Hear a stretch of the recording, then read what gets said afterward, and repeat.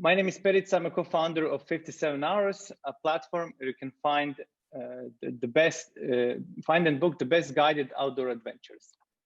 And I'm proud to present, in partnership with Adventure Journal, a new epic adventure webinar where a famous guide from the Everest, Willie Benegas of the Benegas brothers, and his client and climbing partner, Reagan Rick, will tell us their story of how they ascended Everest in 2017, with Willie going more into detail on what's required to prepare for a successful Everest ascent, and Reagan telling us his side of the story, how it was to prepare and how it was to finally summit the top of the world.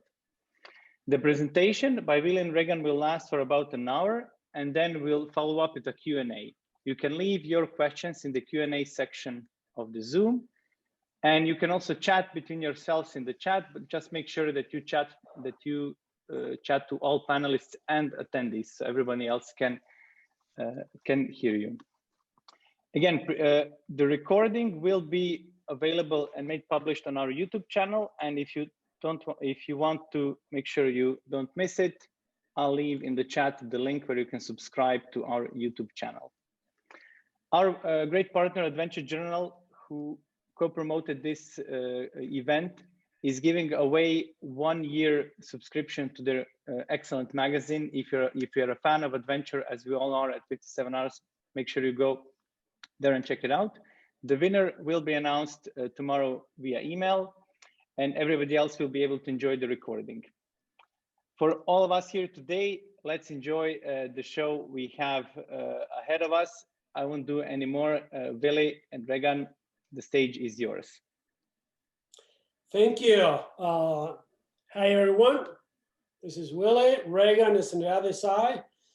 And I just want to give you a little bit, just presentation or a little background of who I am and where I come from.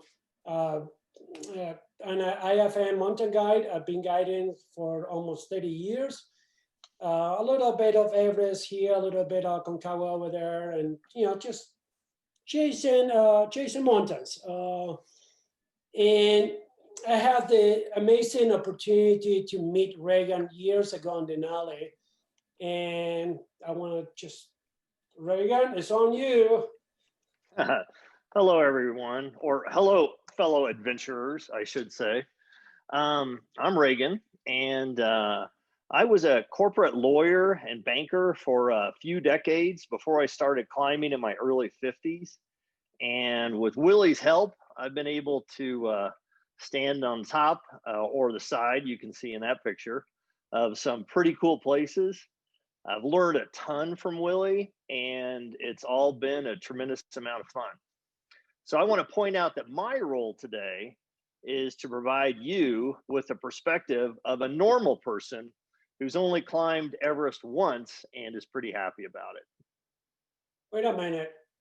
I thought we were going back again.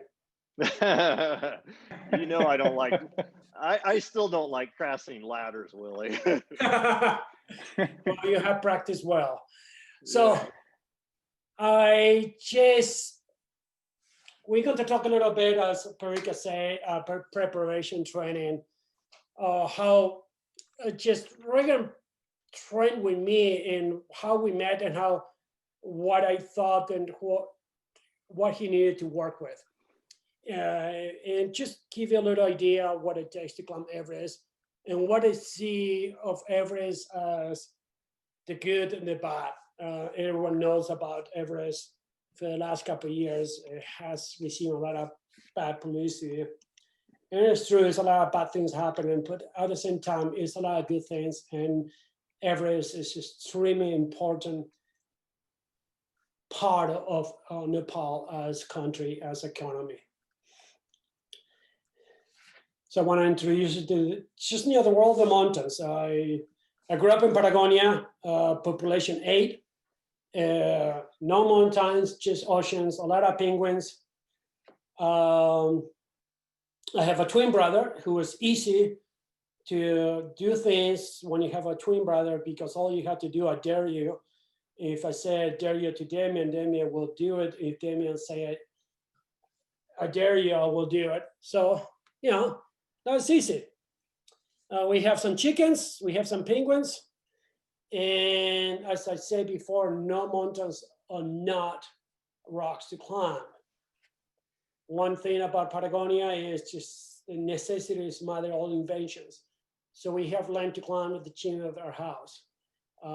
And we have no trees neither, it's a desert. So we just figured out along the way.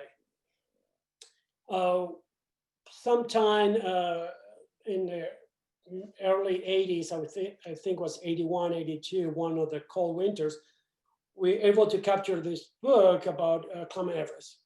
And instantly we let our imagination run wild. We wanted to do that, we wanted to follow the steps of Tenzing Norway, of Edmund Hillary. And I wanted to see what it takes, to climb Everest. But again, as a kid, with not much resources, but significant amount of dreaming, I guess, and passion. And we realized that we needed to move from Argentina and come to the US, and we started working in whatever we can job we can get, from flipping burgers to working in boats in the Bay Area. And then eventually I began to be a guide in trainee, and time passed, and then in 1999 I was invited to guide, or offered to guide Everest. And for me, that was a dream come true. In May 12th of 1999, I stood on the summit of Everest. And yes, a Prora penguin, Safa penguin, just to bring the memory of the first time I find out about what Everest was. And it was an easy journey. It's a journey that took many years of practice, from climbing the chino from my house to Aconcagua and just multiple other stuff. So what it takes, if it Everest is your ultimate goal, I strongly believe in you can do it. Just you had to take your time and build a strong foundation. And you can start by climbing Kilimanjaro, who give you a little bit of that high altitude training. And eventually you're going to move to Aconcagua, who's Aconcagua almost, I would say, 6,000 meters, sorry, almost 7,000 meters. It gives you the perfect introduction to the art of suffering. And Reagan, you know about that, yes? I'm still learning. Yeah. I think you learned enough if you went up to the top of the world. Well, I'm trying not to retake the course, but I am familiar with it. Yeah. So Aconcagua was an extremely long summit day at 7,000 meters. Is almost just, I would say, almost a half of the ocean level, the sea level. And, super cold, windy. It's just a perfect recipe of training ground to tackle bigger objectives. And that's Aconcagua. So that not only, gaining high altitude experience is just one thing, but the reality in Everest, it's just, you need to be a climber, a mountaineer. So just own your skills, begin to be self-efficient. This one, for example, we're training in Mont Blanc area. Just do a lot of things. Just learn about your winter's medicine, avalanche training. It just is so much over there. Do cut corners. It's just extremely important. And that's something that Reagan and I will learn, we learn of each other about that, about not cutting corners, about training.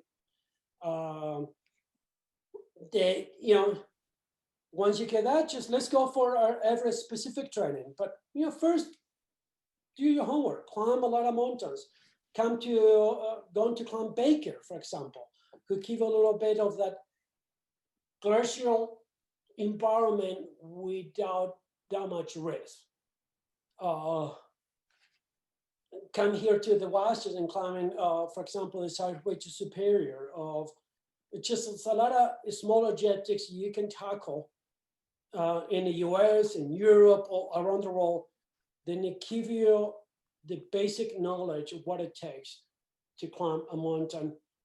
And if you build it up with your high altitude experience, Everest is possible. And this, for example, this is just Baker, training in Baker.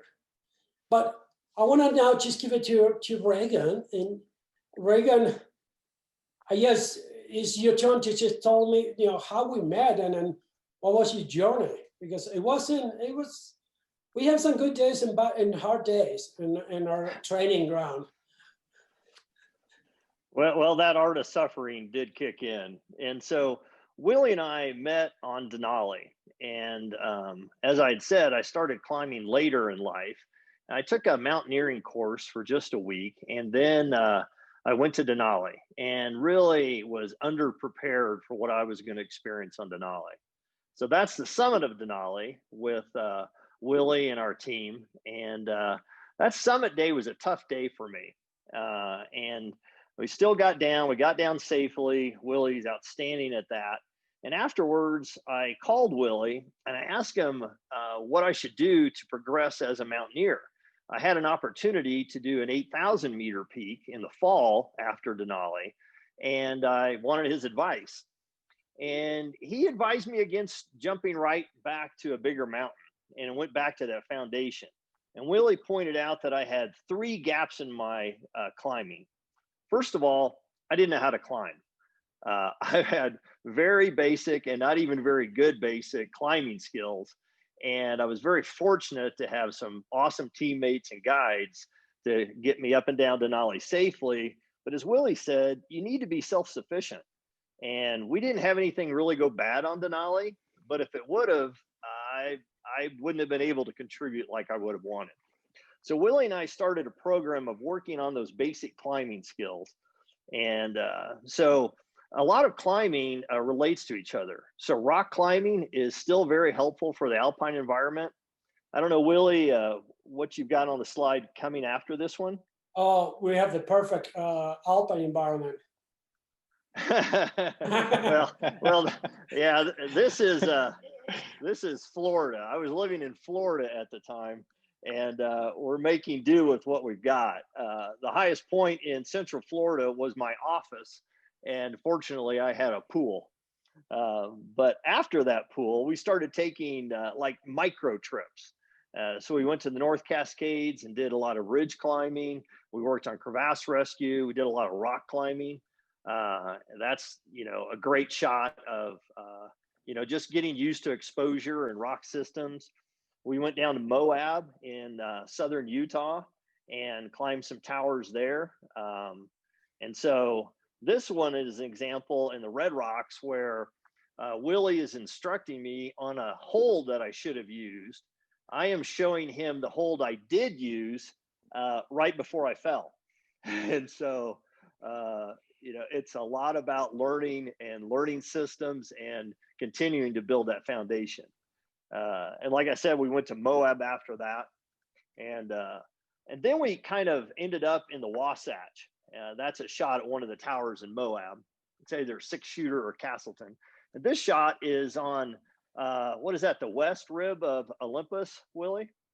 The Carroll's Ridge and Mount Olympus, just at the base of Salt Lake City.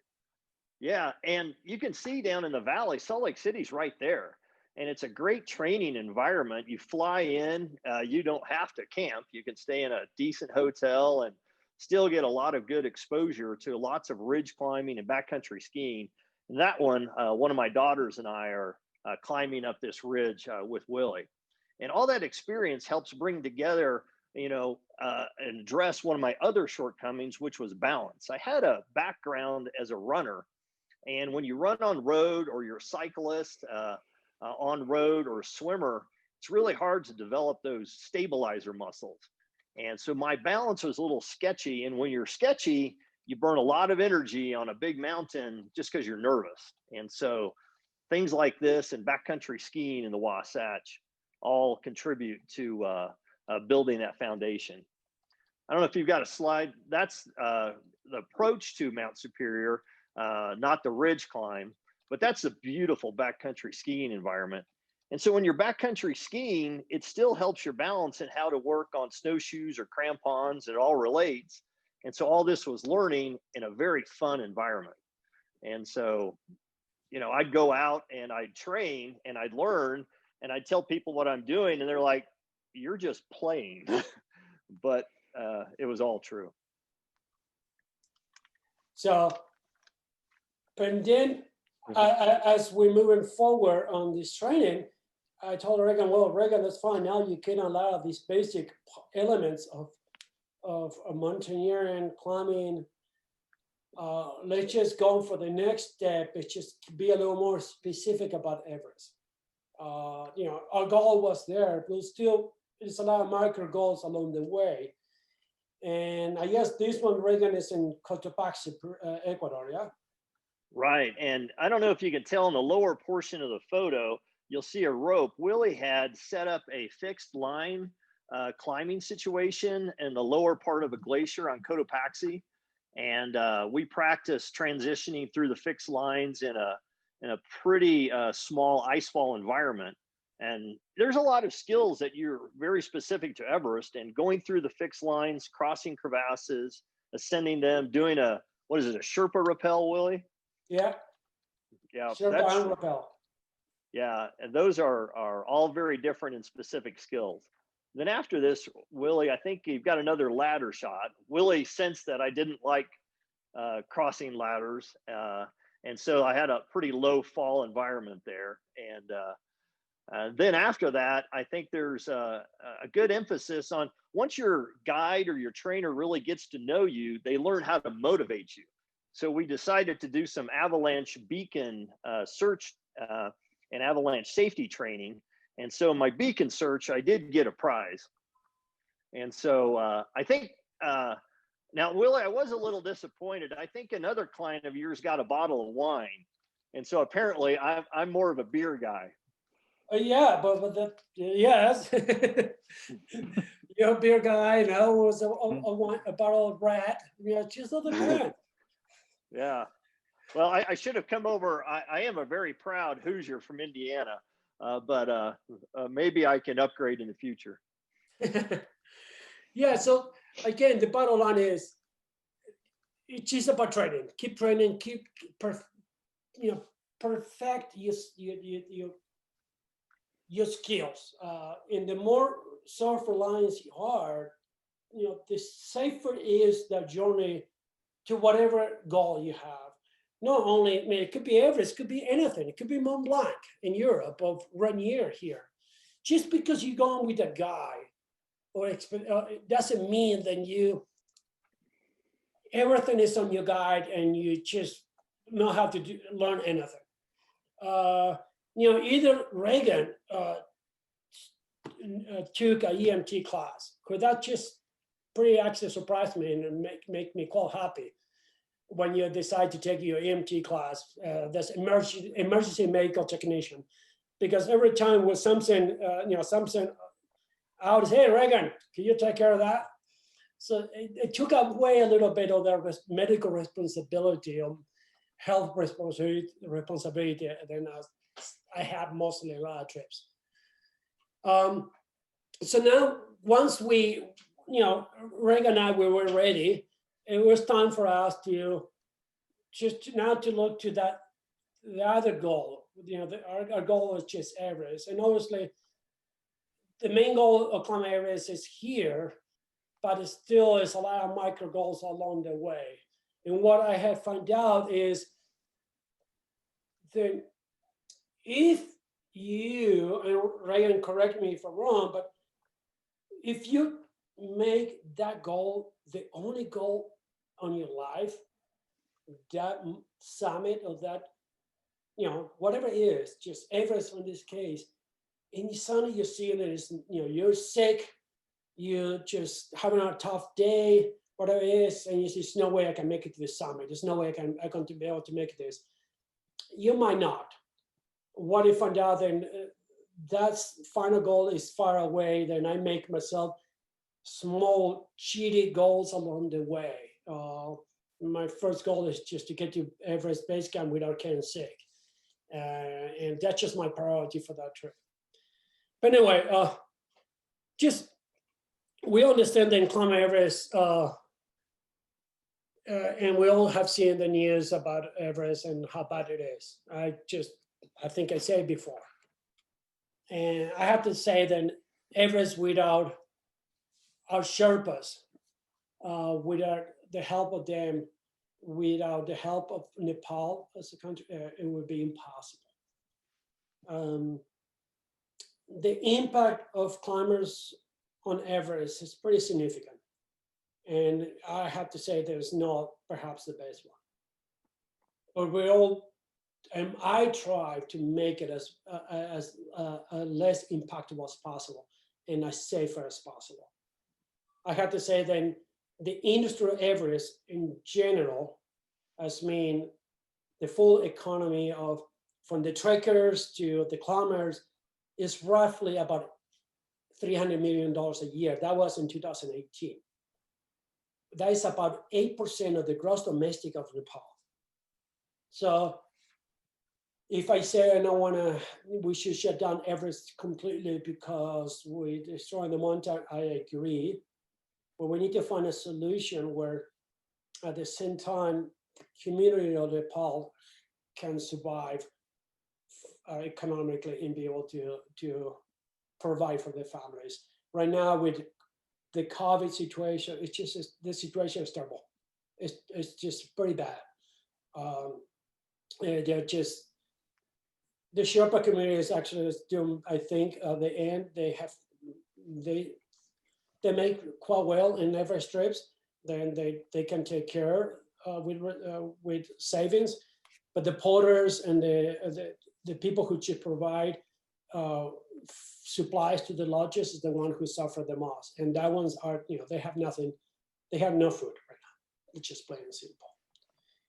One of the good things about the positive impact of climbers, it's just this, it's just this simple sign, welcome to Pamboche Primary School, established by Hillary in 1963.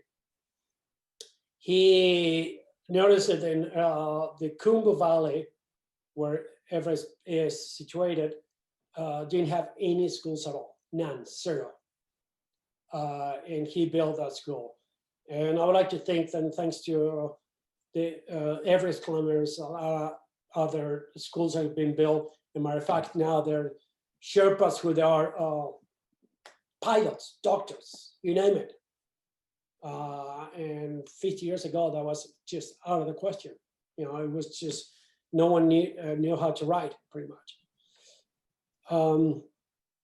The Sherpas for me are, and Reagan, quite well.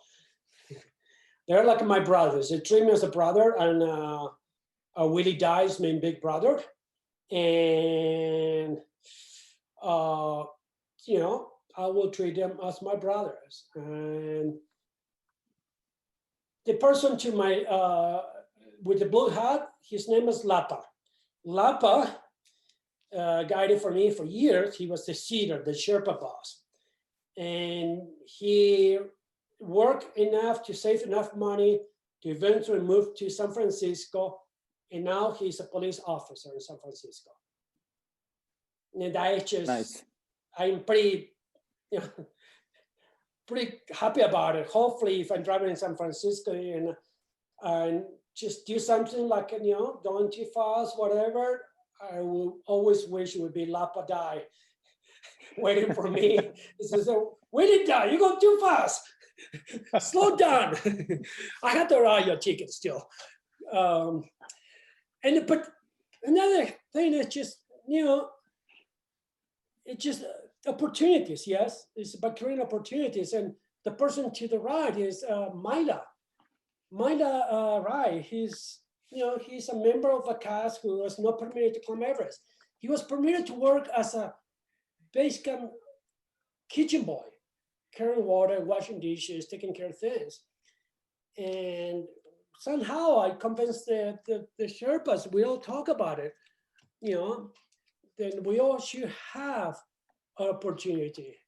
And so let's let him climb Everest. He said, no, Willie died, that's not possible. And then eventually 1 year they said, yeah, Willie died, we're going to take him up Everest. And there he is on the summit of Everest. He's next to Lapa. And then he is the first ride from his cast to summit Everest. It's pretty unique. And Myla, Super Smila, he's a cook now and still working. He has no summit Everest since, but he did have the chance. And for him and for every Sherpa to stand on the top of Everest, it's a pretty unique thing and pretty important. So we arrive at Kathmandu. We have everything ready. Reagan, you remember how crazy is Kathmandu, yeah? Yeah, I think it's crazier probably.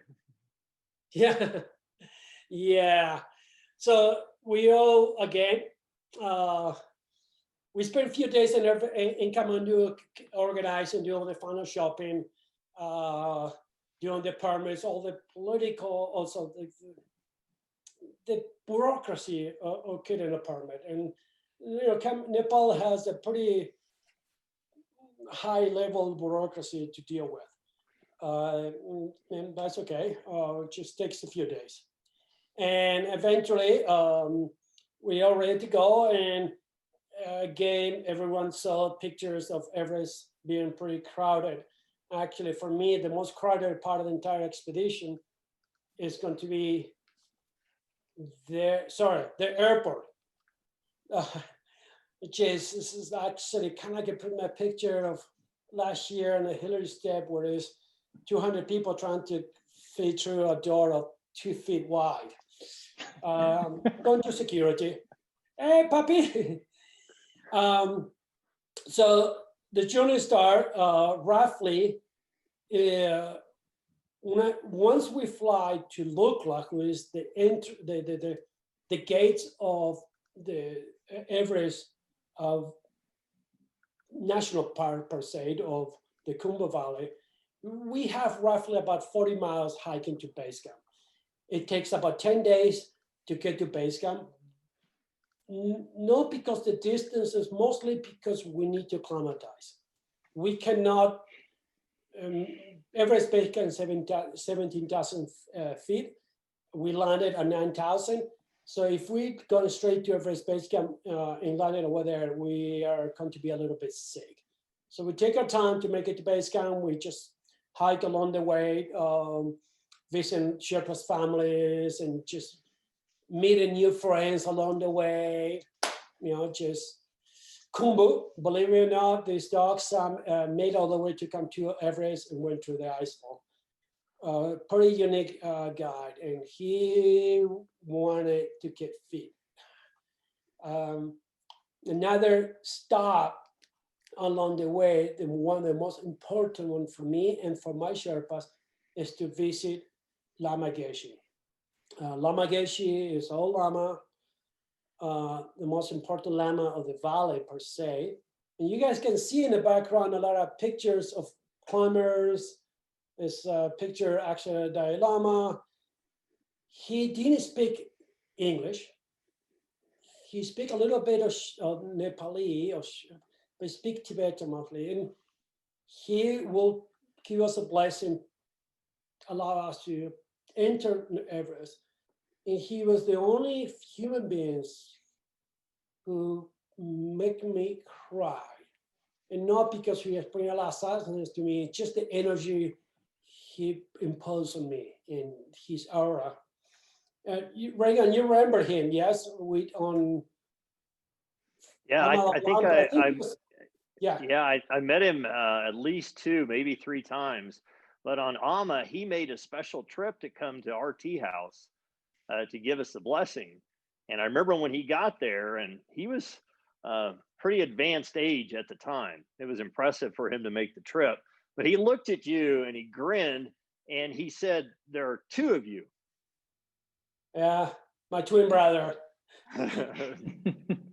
The beauty of having a twin brother is you can escape with a lot of things. It wasn't me, it was Damien. I just it wasn't me, it was Damien. So anyway, once we just get the blessing for Mageshi, eventually we're right at base camp. And base camp is a pretty unique place. As I said, after 10 days of hiking and resting, acclimatizing, we're right to base camp, 70,000 feet approximate. We arrived to the end of this valley. Oh, we can see, we cannot truly see Everest. It's because it's behind the west shoulder, but we see this entire cirque of huge mountains and this huge river of ice. It's the ice fall. The low lot to your left is just a moraine, a rocky moraine with the glacier, terminal glacier on in front of us. And it's kind of like a mining town, yes? All this amazing base camp built up over this rocky moraine. Not only that, just 2 weeks early was nothing there. And they're going to be there for the next 40 days, 45 days. It's going to be our home. The first few days, Everest base camps are tough. Reagan, you've done really well high altitude, so you didn't experience too much with the high altitude sickness at base camp. Well, I think a lot of it had to do with taking our time coming in. I mean, that trek through the Khumbu Valley takes quite a while, and I think it helped. It's like developing climber skills. The more you're in an environment, the more comfortable you feel. So I was pretty comfortable. We took our time, and your food's pretty good, and that helps. Yeah, Argentinians, we proud of our food. That's true. But well, obviously we have an amazing cook and stuff. So yeah, you're right to base camp, everything's set up. The first few days are a little tough because suddenly your body is realizing, wait a minute, I'm 17,000 foot, 5,000 meters above sea level. Humans are not designed to be living permanently at that elevation, so your body needs to adapt to that. We are waiting for the specific day for the puja. The puja is a ceremony where we ask permission to the god of the mountain of Everest, Chomolunga, Sagarmatha, for safe passage. And that day, this is pretty specific on the calendar, and we're waiting for that day. And usually we have a lama coming in to perform the puja. And it's a chance to meet with their team of Sherpas finally. The Sherpas will be, they arrive at the base camp 2 weeks early to set it up. And suddenly I had to say that our team finally is complete, is tied in. Sherpas are happy to see us again. This is Dorji and Kiki, one of our guides, who just, it's been a year, and hey, Kiki died. So yeah, just, it's a time to rest and get strong and I start thinking what is our next goal. Once the push is done, and we kind of acclimatize already, our next goal is going to be start going through the icefall. But prior to that is, just as Reagan can say a lot, it's just about, just because you have a race, it doesn't mean you cannot stop training. The more you train it, the more you perfect that skill, the better it's going to be your journey to Everest, and the higher chances at the end of you coming home alive. For me, training our Sherpas team are the ones who has the high level exposure to going through the icefall, because the ones who has to carry a lot of the load is the ones who I want to be sure they're completely trained. In this case, we're doing a medical training with them. It's pretty awesome. They just, whatever gear they have, and as I say, necessity is smart all the inventions. we do a crevasse rescue training. In this case, for example, I try to invite teams of members or Sherpas from other teams to be part of this. And we have all the seaters, so the bosses of the other teams coming in to be participant of this crevasse rescue training. It's pretty awesome to work with. And then, you know, without saying is, we all seen pictures of Everest, and somehow, magically, we always see pictures of Everest, of climbers in Everest, but we never see pictures of our Sherpas, or I climb Everest, and the Sherpas are secondary and I story. And Sherpas for us are our members, are our teams. We're all together, and we all are here as a team. We have the same goal, it's just to go home alive, safe, have a great time. And our finally, maybe final goal is Everest. The first goal is always safe, good time, and just get to know each other. And, you know, Reagan, you remember our boys a little bit. We Pemba, Lapa die. It's pretty funny. No, it was great. And you did a great job. You and Damien really emphasize it, you know, of integrating the team early and getting to build those relationships with your entire team, not just your client team, I think is a huge deal. And I mean, it's fun. And these people are fantastic, amazing, interesting people and happy. And it's great to know them anyway. But I think it really adds to safety a lot too, Willie. You know, when you're up there on the mountain and you've got relationships with all the people that you're climbing with, that you're depending on, it just makes it a lot better. And I think it just makes the experience a lot richer anyway. Yeah. Yeah. And do not play cards with them. You lose a lot of money really fast. Yeah. Well, it's paying it forward a little bit. Yeah, true to that. So, Reagan, you want to talk a little bit about the acclimatization process? How was it for you? I thought it went well. You know, I know it's changed over the years, but, you know, we were there in 2017. And I think by that time, you know, everybody continues to learn. I think you've adapted your program too, but you're making rotations up the mountain. I think a lot of people have heard about that. And you climb to a higher level and you retreat a little bit to sleep at a lower level. But one of the things on Everest that you also manage is going through the Khumbu icefall. And the icefall has a lot of objective hazards. And I think, Willie, you've limited your trips through the icefall over the years, haven't you? Yeah, it's true. When I first started climbing Everest, it was just, 10 passes through the icefall, sleeping at Camp 3 at 7,000 meters. Like, you must go from base camp to Camp 2, one shot, and then spend a night at Camp 3 at 7,000 meters before you ever be considered to climb Everest. And we have learned along the way that it didn't work out that well. Can you maybe really move us to? Yeah. Can you move us to the next slide so we can Yes. see the camps and what you're talking about? Because I think it's really interesting. So moving up and down. You can see base camp to Camp 1, the first run is about 4 to 6 hours, Reagan, yeah? Right, depending on the team and the crowd and so forth. And base camp to Camp 2, on the first run is another 4 hours, and eventually you can drop it to 2. And base camp, Camp 2 to Camp 3 is another 6 to 3 hours, depends the teams and the conditions and the crowds. But you can see, guys, over there, then it's a significant amount of distance to cover. Elevation gain, base camp is at 5,000 meters. Camp 1 is at 6,000 meters. Camp 2 is at 6,400 meters. Camp 3 is 7,100, 200 meters, depends where you're located. So elevation gain is significant.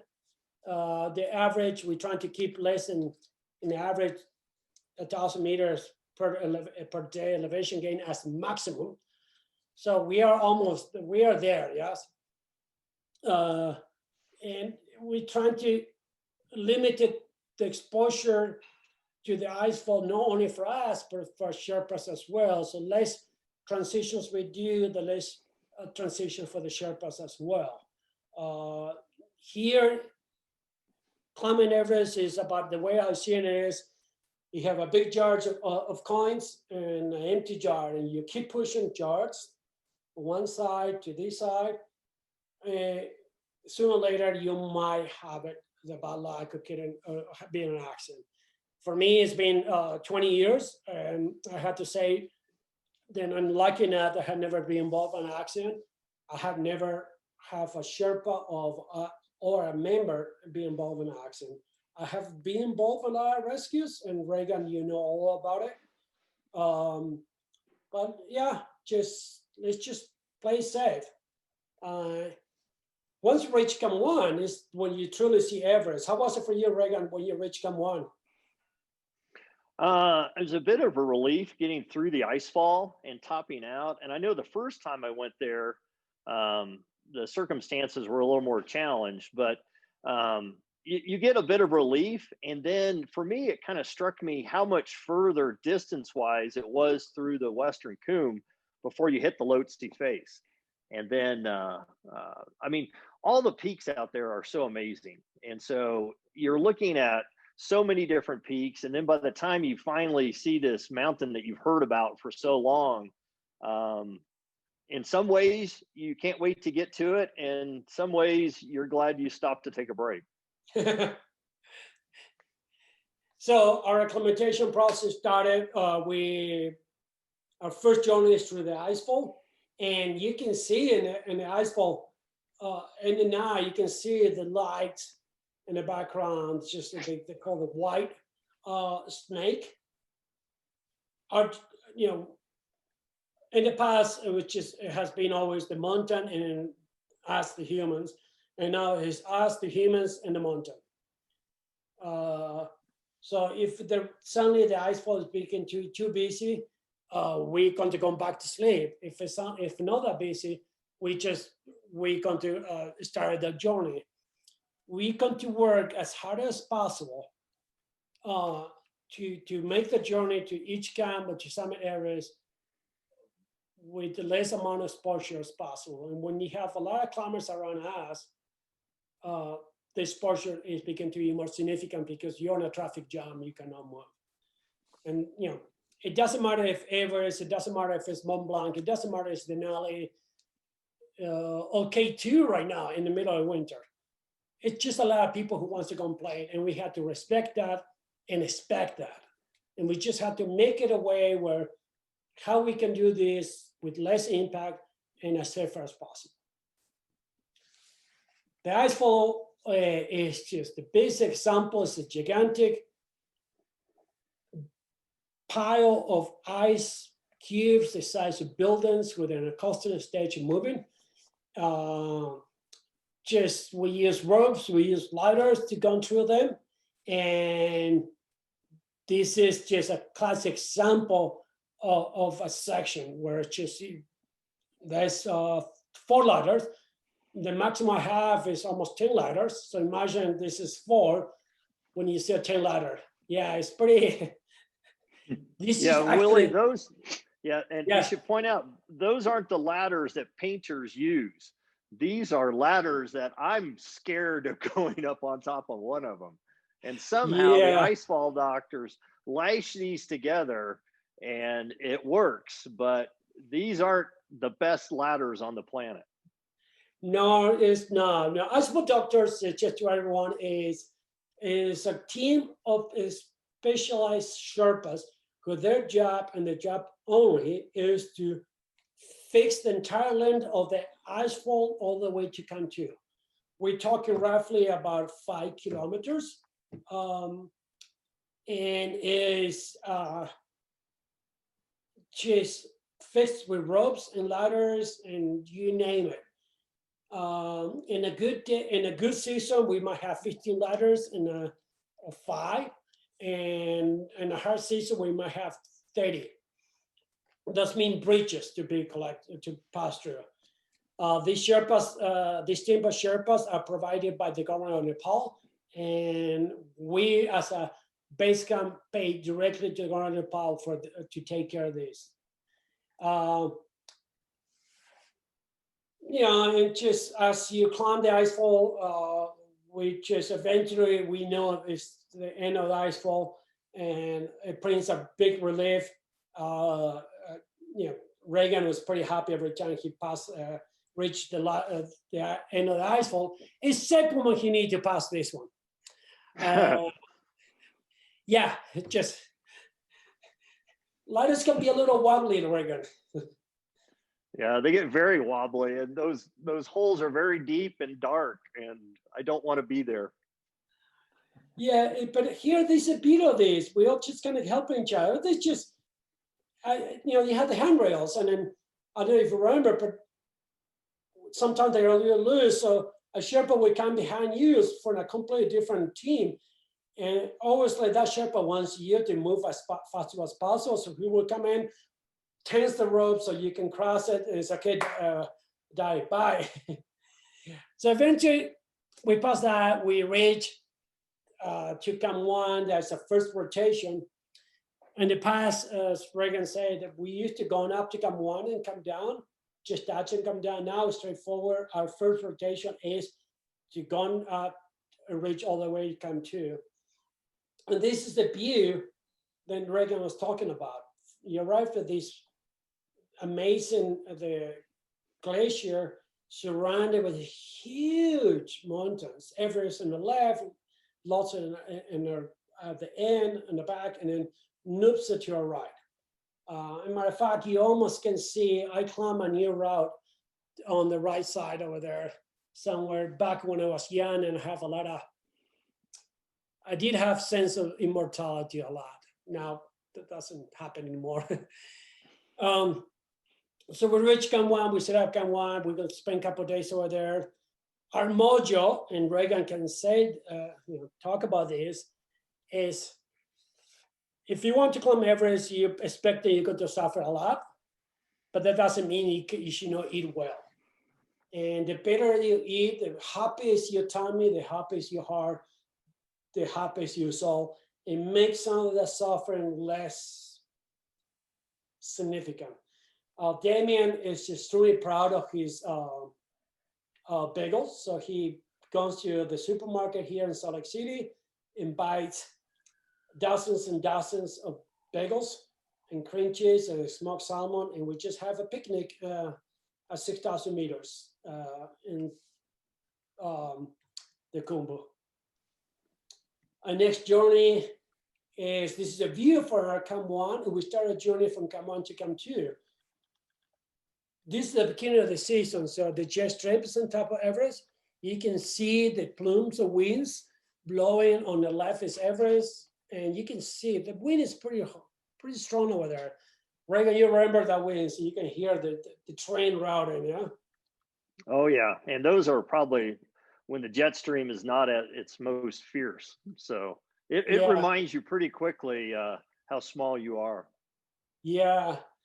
And here, despite being on 6,000 meters, the way how the glacier is situated and you're surrounded by these mountains, you get to this effect, the heat effect. And this, I have to say, this is the places where the hardest I've been in my life. You remember that day is hiking up to Camp 2. That was my hardest day. The first time I went through the Western Khumbu was my hardest day. We left probably a little later than we should have, and I literally put snow in my pants to cool down. It's just an oven in there with all that reflection. Yep. Yeah, it gets super hot, guys. As Reagan say, my recommendation is start cold and finish warm. Do not start hot and finish cooking. That means start much earlier than us. We were a little lazy that morning. Sometimes we like to sleep well. So here, I want to talk a little bit about adapting to programs. This is Tammy explaining a little bit about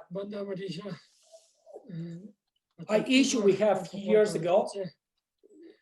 Y ahí es por donde where ¿Qué problemas tenemos? Mucha caída de it was a piedra, really dry year, a lot of rock falls vamos a buscar la ruta falling alternativa. from the top, Hasta from the ahí. Lhotse Todo por ahí. through a route on the Lhotse face Y on the ¿qué way to pasa? Campri. Me And, siento re bien, ¿no? and Damien's feeling pretty good about it too. So anyway, just because we have a plan, doesn't mean we have to stick to the plan. You know, Everest is about adapting in just to the issue and how we can overcome to that issue. That year was pretty bad. I mean, we just, as base camp unit, we said, well, their team's going home because they found that it was too dangerous to climb Everest with a rockfall section. Mostly because, yes, we don't want to expose our Sherpas to that, to the rockfall. And I agree 100%. But we noticed that it was just, you know, with years of experience in Everest, is hey, let's just make a new route and get outside of the final section. And Damien went up and fixed a new route, and that year, Everest was able to summit Everest without fatal accidents because Damien was able to say, that's it, I just going to go grab a team of Sherpas and guides, we're going to go and fix this. And that's gone through back to the problems we have in Everest with the current overcrowding and all these accidents that you guys saw last year, for example. And you probably have seen for the last previous years. It's just people get to this tunnel vision, then I had to go on A, B, C, D to make it to the summit, and it's no variations. But anyway, our acclimatization process is done. It's time for us to go down to base camp and eat some good food. And Barram is the most important member of the team because he's the cook. And as I said before, without a happy tummy, no one climbs Everest. And Reagan, you can testify about that too a little bit. Oh yeah, you might have a slide about that. Oh yeah, that's what you were nervous about it. Yeah, is that coming up? Yeah, no, not yet. So, oh, okay. But it's coming there. What I'm saying is, we finished the acclimatization process. It took roughly, it's day 40 of the expedition. It's time for us to go down valley. Some people might go down valley to lower elevations to gain more weight, to get stronger. In our case, we tend to stay in base camp all the time because our base camp is pretty cozy. And we just eat a lot, we sleep, we try to just recuperate a little bit. And now it's time for us to wait for that perfect summer window. Historically, our summer window has always been from May 12th to May 25th forward.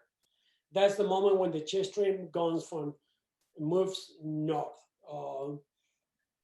You know, the earliest summit in my career is May 12th, and the latest summit is May 29th. But 90% of my summits has been on the range of May 16th to May 25th. And in the past, I was the first team of going for the summit window, just fixing ropes.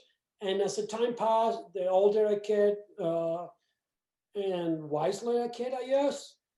But at the same time, I realized that then too, the larger groups, you know, our team, we make the effort to make our team as small as possible and as prepared as possible to be on Everest. But that doesn't necessarily, you know, other teams are in the same boat. That means that, you know, for them to make financially, it's all about numbers. The larger the groups, the more money you make. And the cheaper is for that climber to afford to climb Everest. And that's fair. But with that, it carries some issues. as large the group is, the more pressure you have to summit early and just go home early. So it's cheaper for you to maintain the climbers in base camp, or because you don't have an experience and you say, I want to summit the first summit push because it needs to be done now. For us now, we choose to go later in the season because we want to skip from all that first wave of summiter pushers who tend to have less experience. And Reagan, you probably experienced a little bit about that. It was hard to be a base camp waiting for our perfect summer window. It is. And, you're so ready, and it's an environment that, even though you guys do a tremendous job of making it as comfortable as possible, it's still not the environment that you're getting healthier or getting stronger. So you kind of want to get going, but you did a nice job of setting everybody's expectation of what we wanted to do, and none of us wanted to climb in a crowd. Yeah. So here is all the members and the Sherpas are resting, and it's a time for base camp manager, Damian and I, and some of the teams too, to start planning the perfect window. And it's a lot about just data and gut feeling, and a little bit of private investigation to figure out who's going up, what day, how are the members of that team who's going for the summit window. Same as you will affect you. The weather, how's that going to affect you? The temperatures, the winds, just so much information. You have to package it for the perfect summit day. And you guys got to see a scale over there that is red. Reds mean bad. And okay to arrive to South Col, the last camp 8,000 meters on the partial weather, but it's important for me is to have my summit day and my day out to get out of South Col on a really good weather. So we work it out, and then as time passed, you can see then the May 25th was a perfect day because I knew that May 26th, the weather still was pretty good. So allow me to get in and get out in a safely manner. Coming out is hard. You're pretty tired after summit, and if you have bad weather, things are tricky. In this care, we have our summit day preparation. This actually was our summit push of that year. And you can see how Georgie put the day we left South Col, when we arrived, the moment we arrived at the summit, and it's her job to track us exactly where we are all the time. I'm able to call on the radio and say, we are at such a place. Georgie is making all the math about how much oxygen we have and where, if we should, it's a brain working outside. I'm just focusing in the safety of the moment, and base camp manager to keep us a little more awake. As Reagan was saying, waiting in base camp was difficult. It was just stressful, especially when you see all the teams going for coming down for their summit push. Some in good shape, others not, but they summit, and we are still in base camp getting fat. Yeah, no, that's the art of suffering, isn't it? Yes, it is. Especially when you have chicken sizzling by the bubble rum. So anyway, yeah, with all that, it's a lot of stress involved. Our summit push is ready to go. We made it to Camp 2. And here, it says a lot about our team and what we're trying to create as a team. We have a small group. We have Lobsandai on the back as he's an IFM Sherpa guy, one of few certified international mountain guides, and the group in the front. As you notice, is Reagan laughing in the back. And the reason why he's laughing is because he was complaining perhaps I was moving too fast. So he wanted to slow me down. So he put a rock on top of my backpack. Already my backpack is heavy, so he's trying to make it heavy. The point is, Yeah, it didn't work. it didn't work. The point is, we have to make the effort to make it as fun as possible. And a lot of times it wasn't. There are some tough days, and the past, and the super tough days ahead. Sometimes I know the easy guys to handle. I can be a little bit on the too bossy, drill sergeant. I have high expectations, and obviously everyone has high expectations as well. But we just make it fun.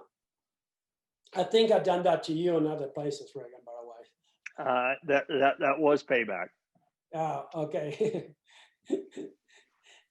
So eventually we started at Climb to Camp 3. Reagan, you want to tell us a little bit about how was for you to summit Everest from here? Yeah, and from here, the climb really changes coming out of Camp 2.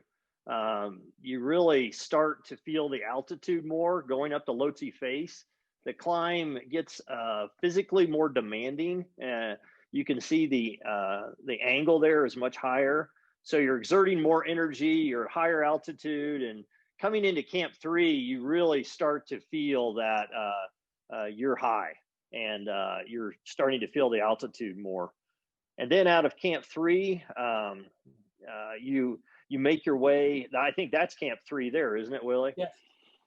Yeah, it's kind of stuck on the side of the Lhotse face, and you really don't want to stay there very long. It's more of a get to 3 and then get to 4 as soon as you can. And so after that, that's the picture. I'll let you talk about this, Willie, but yes. that wasn't our day. No, that's definitely not our day. But what everyone, as I said multiple times in the past on this talk, is everyone has seen pictures of Everest and the craziest Everest and crowded and people who definitely should not be there. And I agree, there's a lot of people who should definitely not be there, who I've seen people learning to put the crampons at base camp, learning to tie the ropes at base camp. And I completely disagree with that, saying that, yeah, don't worry about it.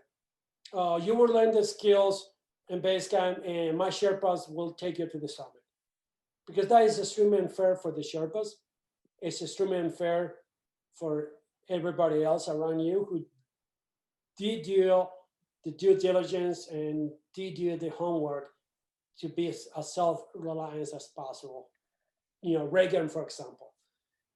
And I want to use these pictures as an example to show how crazy it could get. But with the proper planning,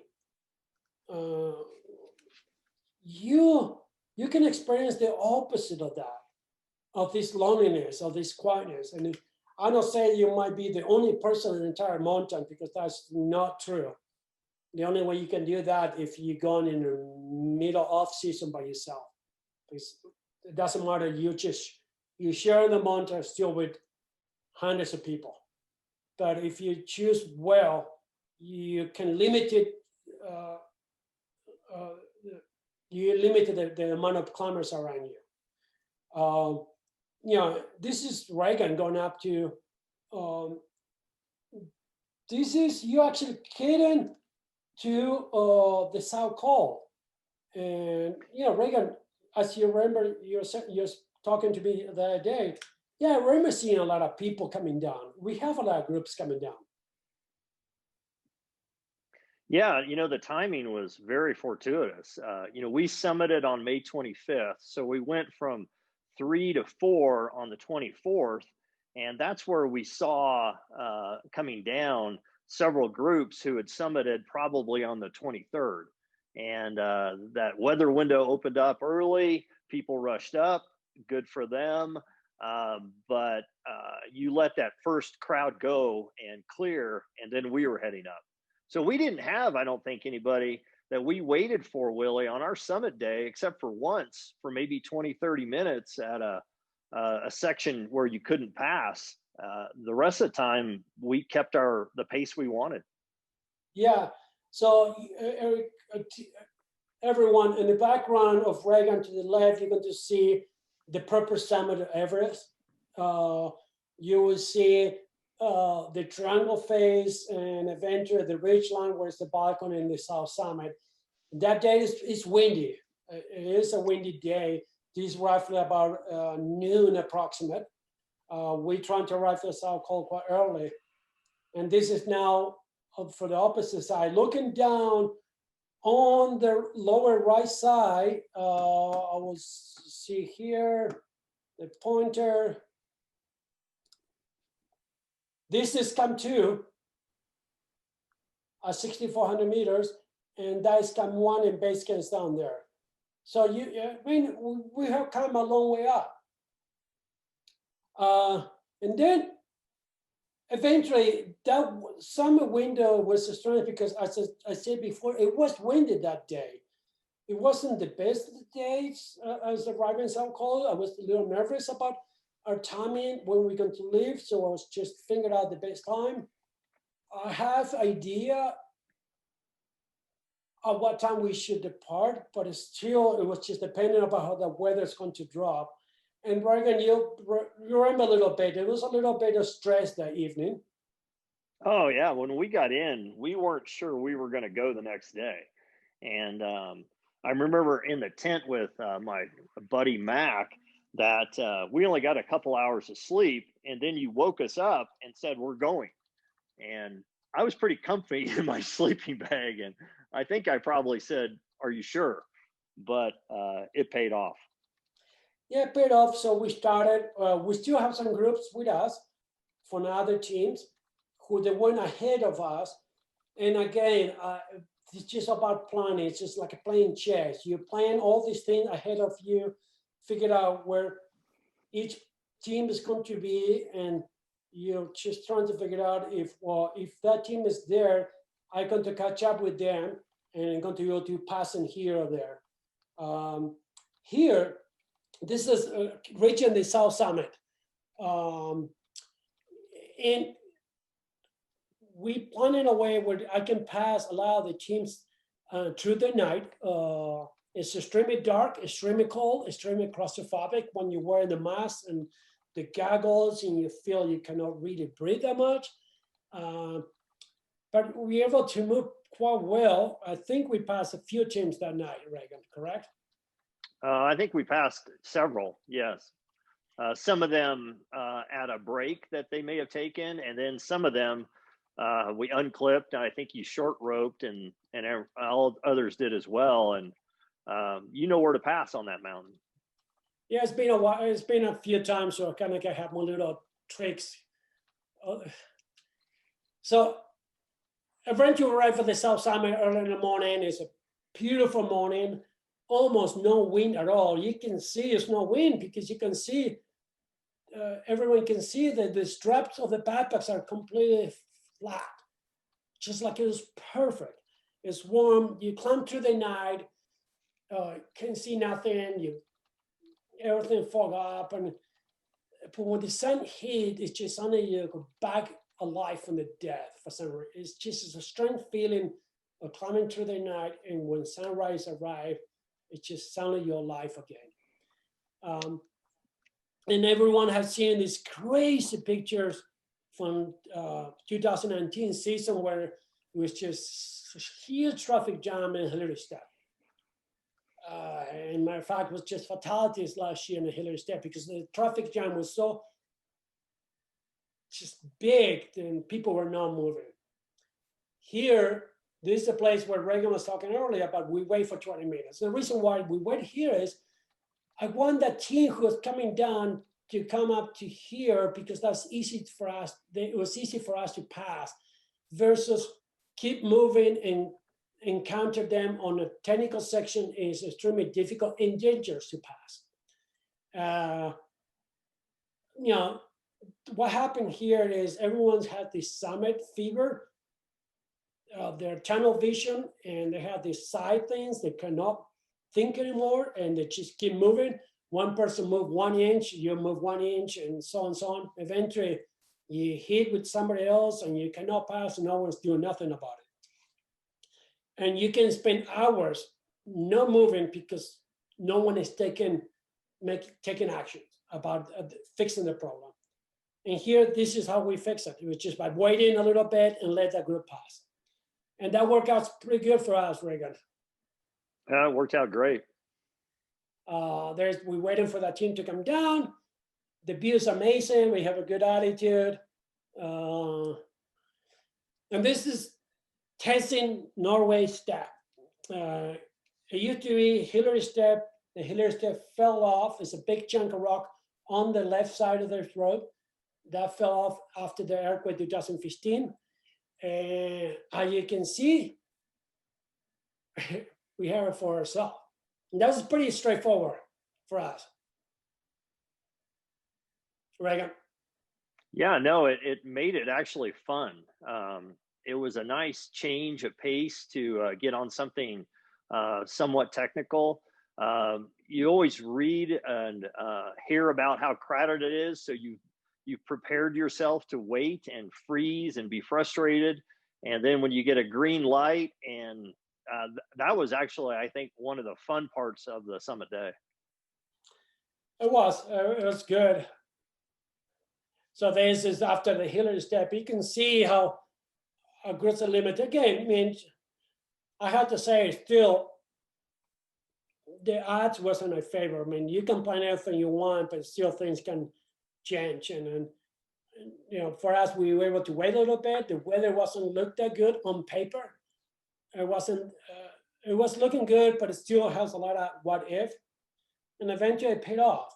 And you guys can see in the background Mount Lhotse with the Lhotse Couloir, Mount Makalu to the left. Just incredible peaks, and the views are amazing. And this is when all the hard work or years and years of training and practicing and suffering and having a good time, it's paid off. That doesn't mean we made it. I think we always make it to the summit. We say we summit Everest as when we arrive home. And that's just what we encounter on our summit.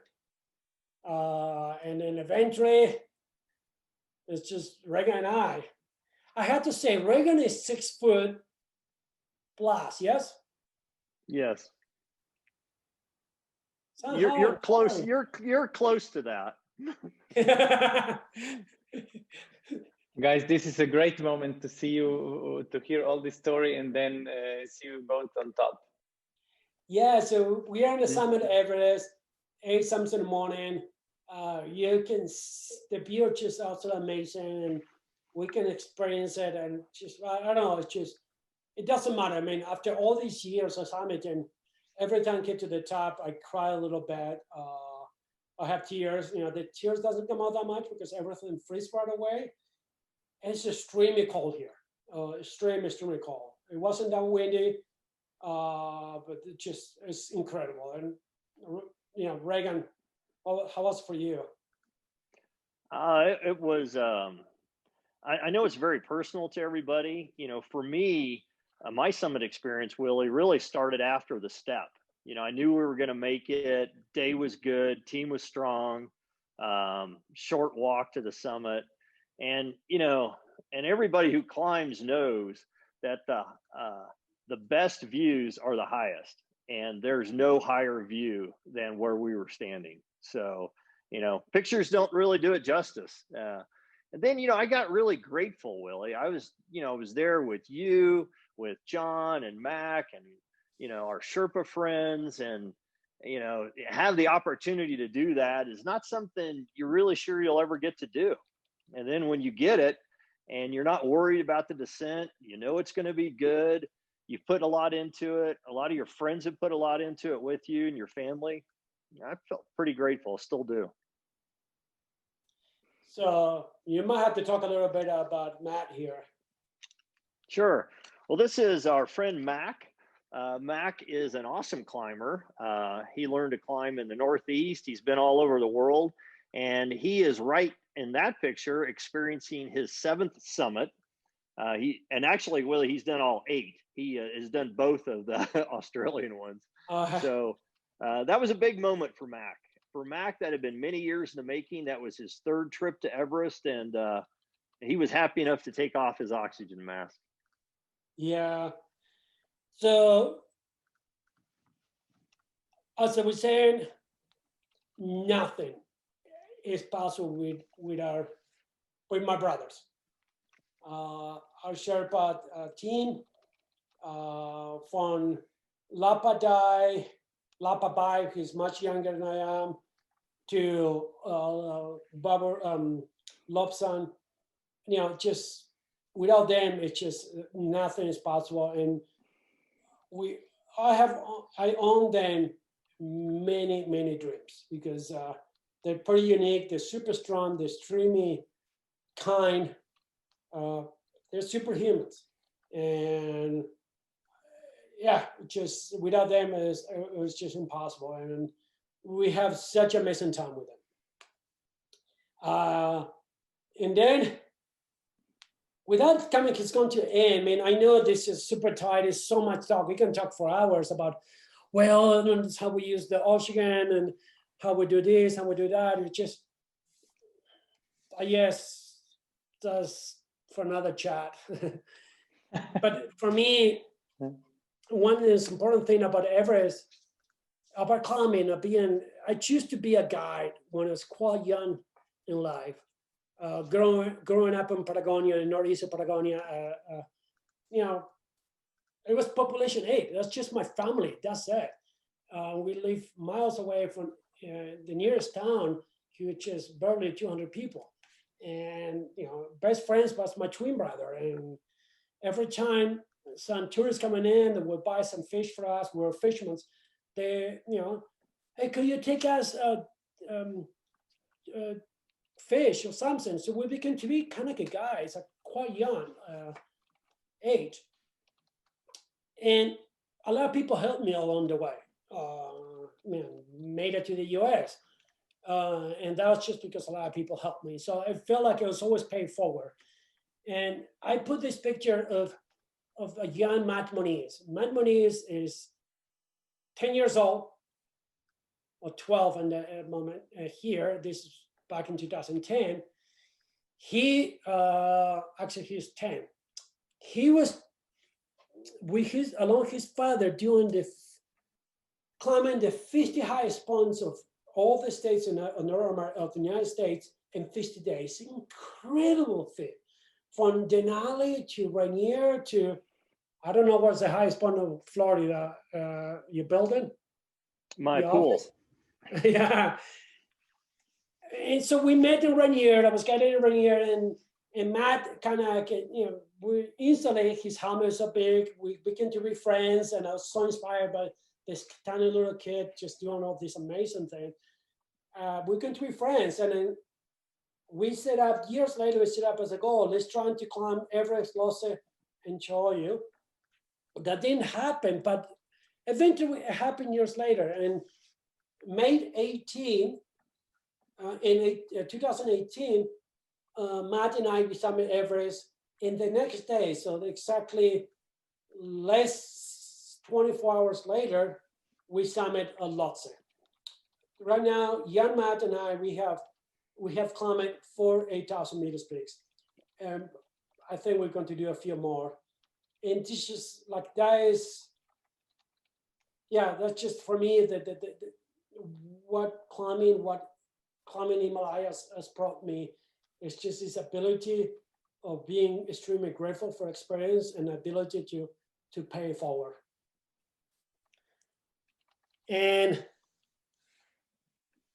I have to say that, as Reagan said, pretty well put, this summit, the views from the summit are extremely unique.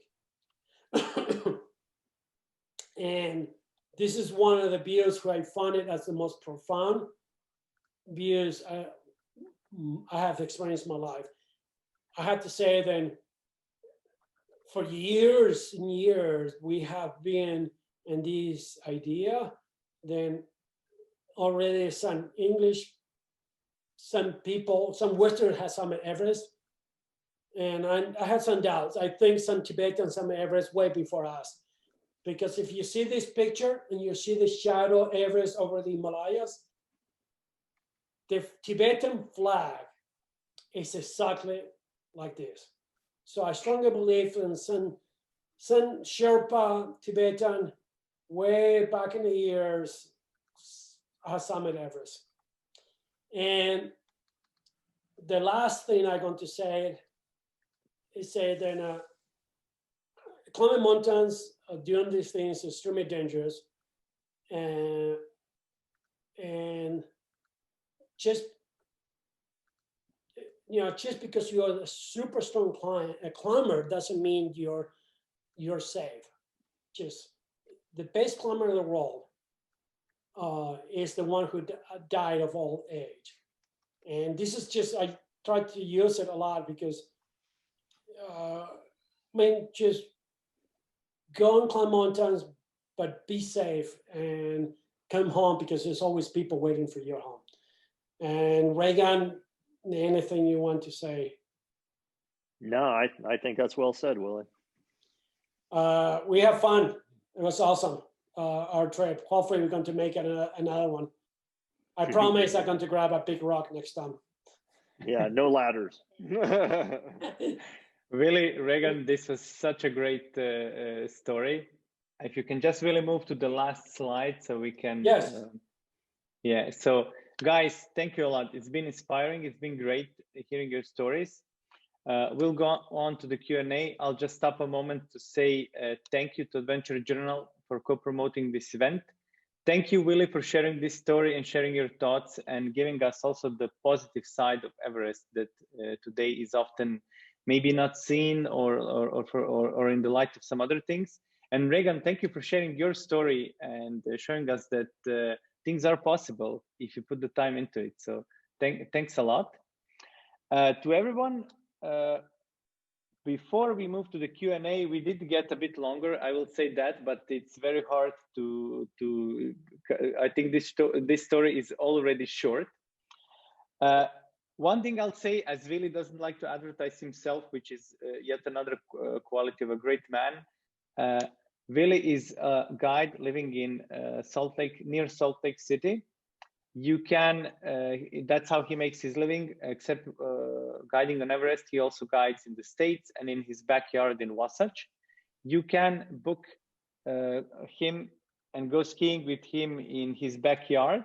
If you're close to Park City or traveling there, I'm pasting the link where you can read more about this adventure.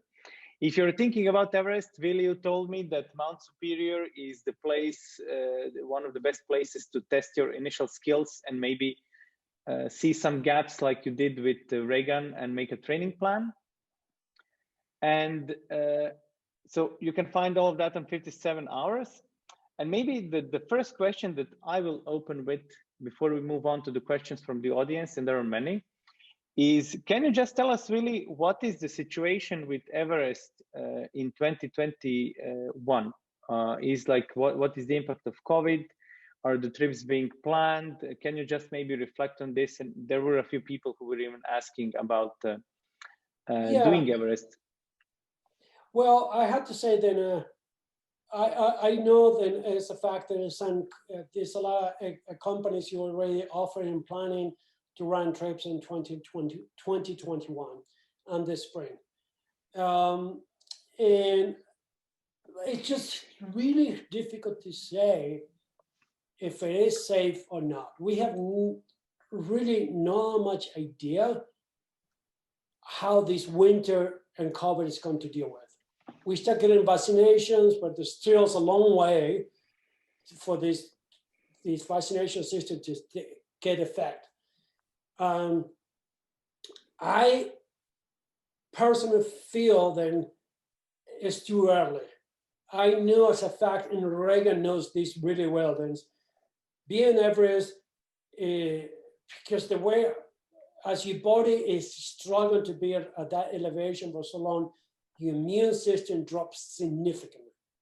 So the chances of you getting sick, that is the number one thing that can stop you to climb Everest. It's just you getting sick. As a matter of fact, I think in our trip, Reagan, I was sick, correct? I think everyone was, Willie. It was kind of amazing. The Himalayan Rescue Association, I think, treated, 600 or 700 people that year for the flu and different illnesses. So that wasn't COVID year. So No, yeah, it's a difficult environment. it's a cold of environment. So just do you want to take a risk? No, I don't. Just bottom line is, I don't want to have my Sherpa on my team or my staff take the risk. So I personally choose not to run a trip in the spring of 2021. And that is now primary. Secondary, let's just say then COVID is no issue. Secondary, after what we experienced in the last 3 years on the spring season, and what happened last year. Last year we ran a trip. Damien was guiding last year. He summited the day after all this nightmare happened. We had decided that it was no longer safer to climb Everest in the spring.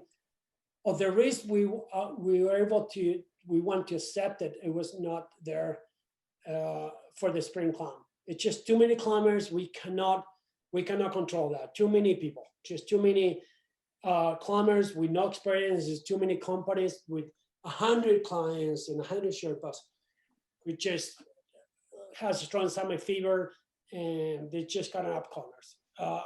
We decided it's too risky. So we have chosen that for now on, we're going to run trips on the fall. Run trips in the fall, the climber is much harder. The chances of the summer window is extremely much limited. So it became to be climbing Everest how it used to be at the beginning for me in the beginning of my career, where it wasn't that much of technology and the infrastructure, and it was just hard to get the perfect summer day. But you know, in the fall, you're going to be climbing is Everest and you. And we want to go into that to the basic, to the need, to whatever it was for me. And I think the fall present that. So for everyone, just, you know, you have to decide what is your best choice. I mean, if you want to summit Everest, you want to have a high chances to summit Everest, I will say perhaps the spring pays off, will pays off. I consider the spring for me right now too dangerous because COVID and because the crowds, it's just too many people. The fall is going to be, the climate is going to be much harder. You started the trip on a cold, on a warmer, because it's summer towards fall. So it's warmer, but by the time you get to your summit day, the days are much shorter and colder, so the climate is harder. So you have to choose. And did you already do a lot of fall trips? I know you mainly do the spring. I have to run only in the past because I didn't need to. I'd only done one fall trip. It wasn't for Summit Everest, it was for film production. So I have to say it was a pretty unique experience because it was only us. It was no one else. So I felt being in Everest on the fall, I felt like it was me on a new climb, unexplored mountain, first ascent. Mm-hmm. That energy I get from that environment, he wasn't attached to 500 people waiting for you online. It's pretty unique. We made only to count 3, that was our job.